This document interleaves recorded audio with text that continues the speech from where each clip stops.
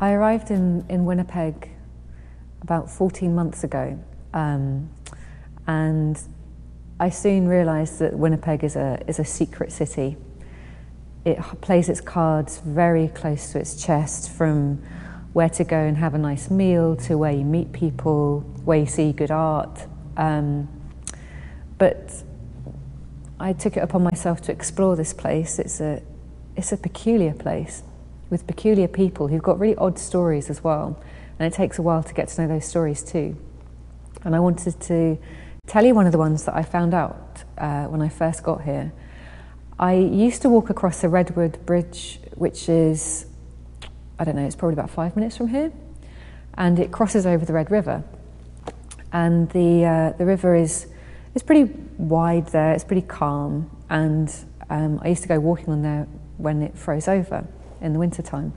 But most of the time I'd walk over when it was free-flowing. And something I noticed was other people who walked over this river, on this bridge only, other pedestrians and cyclists would often stop and flick 2 coins into the river below. And I was really curious about this.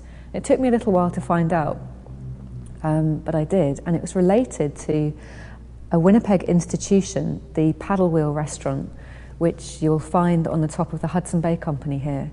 But I heard that it's closed, or it closed really recently. But anyway, this restaurant is a place, well, it's kind of a dying place. It's very empty. The servers, the waitresses look like they've been working there forever. But they're very friendly, but it's a kind of haunted place. And at the back of this restaurant, there used to be a huge paddle wheel that turned in this kind of pool of water, and it was very, very grand. But the paddle hadn't churned in a while, but the water was there, and people used to flick coins in there and make wishes.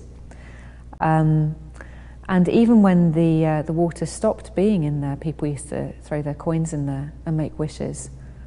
And actually, just as an aside, before I continue with the story proper, but just as an aside, there was a student in the city who, I'm not going to tell you her name, but she did a project on wishes and about the wishes that people make on pennies. And she found out that in common folklore, in order for a wish to come true that you make on a penny, that penny has to remain immersed in water. Because the minute it's not in water, then the wish can't come true. So she got to hear about the wishes that people make in the paddle wheel, and she visited there, and she was kind of horrified to find out that there hadn't been any water in there for years, and she felt an obligation to help these wishes come true. And so she took quite a few handfuls of it and decided to redistribute these coins around the Hudson Bay Company. And she put them in kind of silly places at first, like vases where there were false flowers and people's coffee cups. But then she hit upon her genius idea, where she went into the ladies' loos of the Hudson Bay Company, and she deposited a couple of big fistfuls of pennies down the toilets and flushed. And that's why even now, if you go into one of these loos and you flush, then you hear this kind of ghostly jingling of these pennies that she put there. But that's kind of an aside. So back to the Paddle Wheel restaurant and these wishes, and the Redwood Bridge. There was a man called Mr. DeSilva who went into the Paddle Wheel restaurant every week, every Saturday, with his wife, Mrs. DeSilva. And they'd been going there for decades and decades, since before they were married.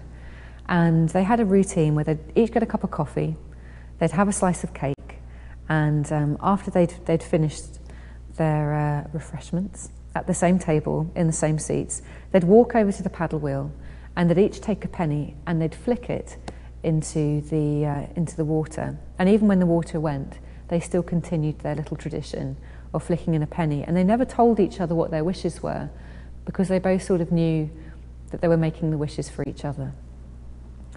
Well, they went there so regularly that all of the staff knew them. And so one day when Mr. DeSilva came in on his own and looking a little bit dishevelled, they were quite concerned about him. He bought his usual cup of coffee, and he bought his usual piece of cake, and he sat in his usual chair at the usual table.